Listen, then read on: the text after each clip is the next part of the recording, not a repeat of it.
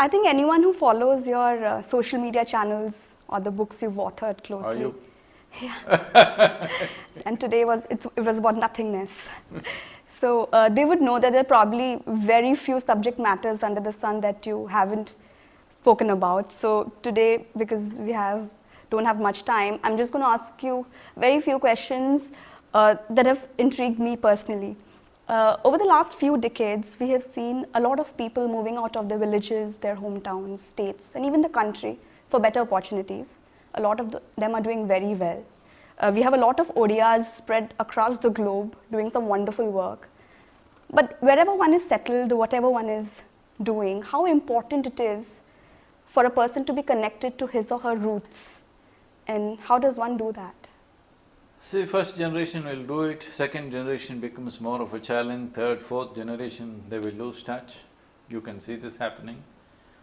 There are communities in Mauritius who've gone there some 130, 150 years ago. There are communities in Caribbean who went out at the same time because of the distance. They are more disconnected than the Mauritian people. Mauritius still has contact. At similar time or little earlier than that, people have gone to Africa. Certain communities who stuck together, like the Gujaratis, have kept their language and their culture and their cooking, everything together, because as a community they stuck together very closely, which was important to succeed in business and also survive in those sometimes hostile atmospheres. But I would say people who go to Africa, people who go to Arabia, they may keep their culture easily because they need to protect themselves in so many ways. But people who go to countries like United States, right, they may completely lose their culture in 2 generations simply because there is no outside threat for survival. That you survive better if you integrate yourself with that society rather than staying out of that society.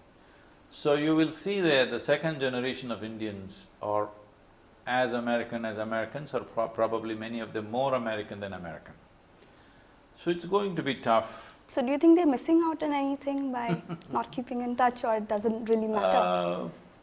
If you want to maintain the color and the texture of the world, you must maintain the culture, because this is a land, you must understand this. Now you're saying Odia and you're just speaking in your language.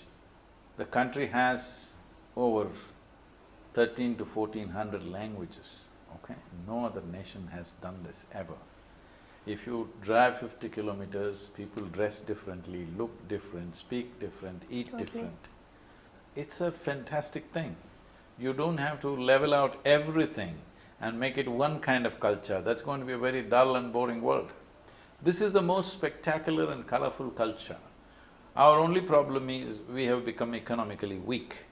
Because of that, everything else is getting wiped out. If we want to protect this culture, one thing that needs to happen is quick economic development must happen. Only then you will see people will pride this and hold it this way. Right now, they all want to become American because that is success. This is not success.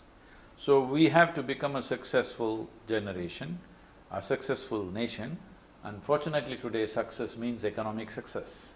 So that needs to happen, otherwise we will be having a hard time preserving our languages and the multiplicity of such a kaleidoscope of things in this See, nobody in the West, no media person would be dressed like you with so many colors. It'll be always in black or grey. Right.